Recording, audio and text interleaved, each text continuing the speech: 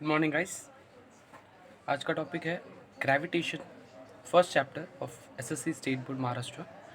उसमें मैंने selectively second topic लिया है Kepler's law.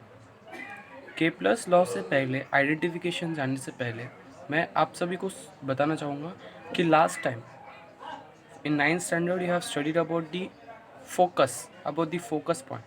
So what actually the focus point means, you just have to clear in a simple language समझ लो पहले, उसके बाद मैं ये के प्लस लॉ का डिटर्मिनेशन बताता हूँ। So focus is that point where the incident ray and the principal axis meets at a particular point in front of the lens.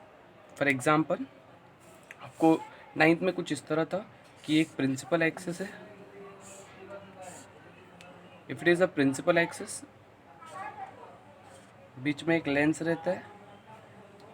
ये लेंस के थ्रू यहाँ से एक रे जाती है, रे प्रिंसिपल एक्सिस के पैरेलल रहती है, और समवट यहाँ पे एक फोकस पॉइंट रहता है जहाँ से वो रे पास हो। तो ये फोकस पॉइंट क्या है कि जहाँ पे मर्ज होता है क्या, incident ray and the normal.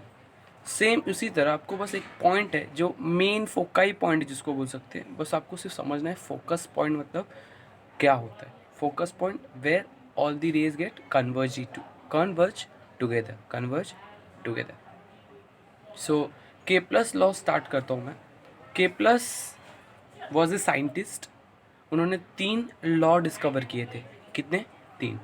तो 3 लॉ का, पहले लॉ को के प्लस फर्स्ट लॉ बोलते, सेकेंड को के प्लस सेकेंड लॉ, थर्ड को के plus third law. So Kepler's law first law, that is Kepler's first law, it is also known as law of orbit. क्या बोलते हैं इसको हम लोग? Law of orbit. स्टेटमेंट कुछ इस तरह है, the orbit of a planet, the orbit of a planet is an ellipse with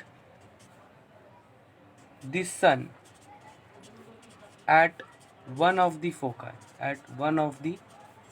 foci।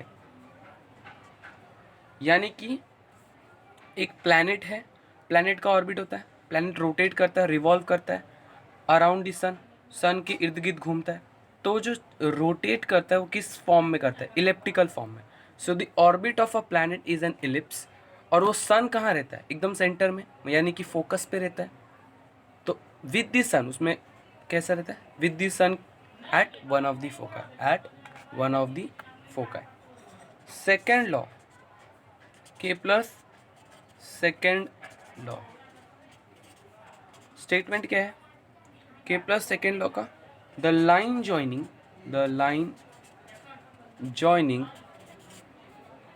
The planet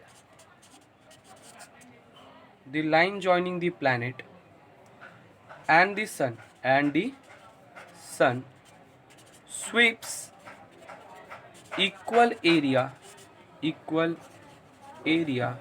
in equal interval of time।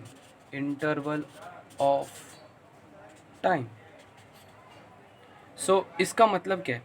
देखिए, यहाँ पे सन है, यहाँ पे पॉइंट ए समझो क्या है, मेरा एक प्लैनेट है। क्या है? प्लैनेट।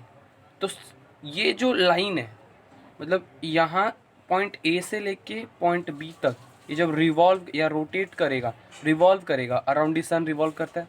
तो जब ए से लेके बी तक जितना एरिया कवर करता है, समझो 2 घंटे में उसने कवर किया 3 किलोमीटर, समझो लेटस। तो नेक्स्ट 2 आवर्स में भी वो सिर्फ और सिर्फ 3 किलोमीटर ही कवर करेगा, ना कि पहले थोड़ा फास्ट करेगा बाद में थोड़ा स्लो करेगा, ऐसा कुछ नहीं होता। Normal sweeps out equal area in equal inter of time. एक जितना एरिया वो कवर करेगा उतना ही टाइम वो जितना टाइम वो लेगा उतना एरिया बार बार वो कवर करेगा। That's it, Kepler's second law. Third law, for Kepler's third law मैंने के प्लस थर्ड लॉ एक फॉर्मूला दिया था, T square is directly proportional to R cube. मैंने नोट्स में ये सब कुछ प्रोवाइड किया हुआ है, तो आप नोट्स को एक बार प्रेफर कीजिएगा। टी का मतलब क्या होता है? Time period. क्या होता है? Time period. और आर का मतलब क्या होता है? Semi major axis. Semi major axis. तो इस टर्म को सेमी मेजर एक्सिस और टाइम पीरियड, इस फॉर्मूला को देखकर आपको स्टेटमेंट क्रिएट करना है। How you will create the statement? पहला क्या है? स्क्वायर। देखो यहाँ पे मैथमेटिकल टर्म है, टी स्क्वायर। ये साइन को क्या बोलते हैं? Directly proportional to R cube. R को क्या बोलते हैं? Semi major. तो स्टेटमेंट देखो, how will you create the statement? For this मैं स्टेटमेंट ऊपर लिख रहा हूँ।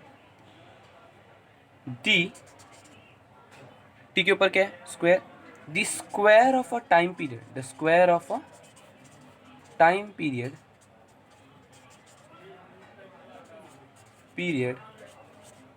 The square of the time period. बीच में क्या है? Is directly proportional. So is directly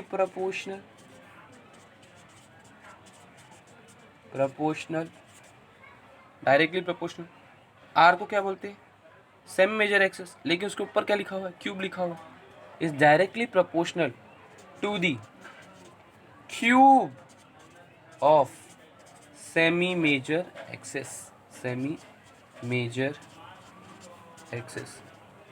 समझा? कैसे बोलोगे? The square of a time period is directly proportional to the cube of a semi major axis. The square of a time period is directly proportional to the cube of the semi-major axis.